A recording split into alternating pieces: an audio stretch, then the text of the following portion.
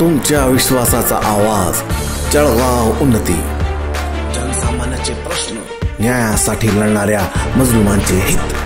आम्ही नेहमीच तुमच्या सोबत। सत्याला वाचा फोडणारी बातमी, जलद आणि अचूक माहिती मिळवण्यासाठी जळगाव उन्नती न्यूजवर रहा अपडेट। जळगाव, जामोद आणि संग्रामपूर तालुक्यातील अनेक गावं सातपुड्याच्या पायथ्याशी वसलेली आहेत।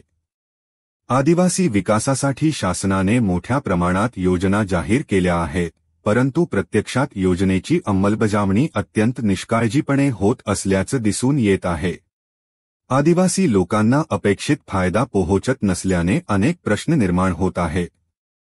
नवतखेड ते रायपूर या रस्त्याचे बांधकाम 3 वर्षांपासून रखडले आहे। मुख्यमंत्री ग्रामीण सडक योजनेअंतर्गत या रस्त्याचे काम सुरू करण्यात आले होते, परंतु ठेकेदार आणि अधिकाऱ्यांच्या निष्काळजीपणामुळे हा प्रकल्प रखडला आहे। नागरिक विभागाजवळील पुलाचे बांधकाम देखील निकृष्ट दर्जाचे असल्याचे स्थानिक लोकांनी निदर्शनास आणून दिले आहे।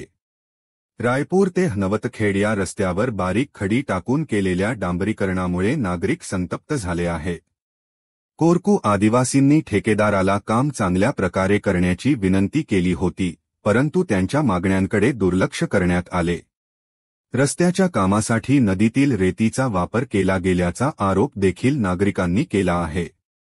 या प्रकरणात ठेकेदार आणि संबंधित अधिकाऱ्यांची बेफिकिरी स्पष्टपणे दिसून येत आहे।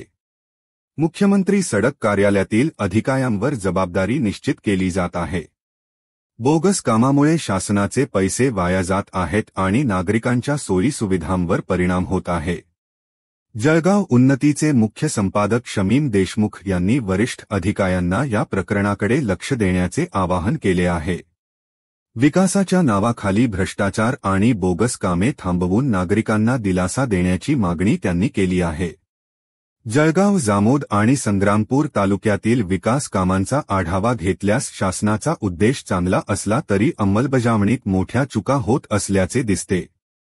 स्थानिक प्रशासनाने आणि शासनाने याकडे गांभीर्याने लक्ष देऊन आदिवासींच्या समस्यांचा निवारण करणे गरजेचे आहे। जळगाव उन्नती न्यूज, तुमच्या हक्काचा आवाज। आमच्या चॅनलला सबस्क्राइब करा आणि अशाच ताज्या व विश्वसनीय बातम्यांसाठी बेल आयकॉन दाबा। तुमच्या विश्वासावरच उभे राहतो जळगाव उन्नती न्यूज।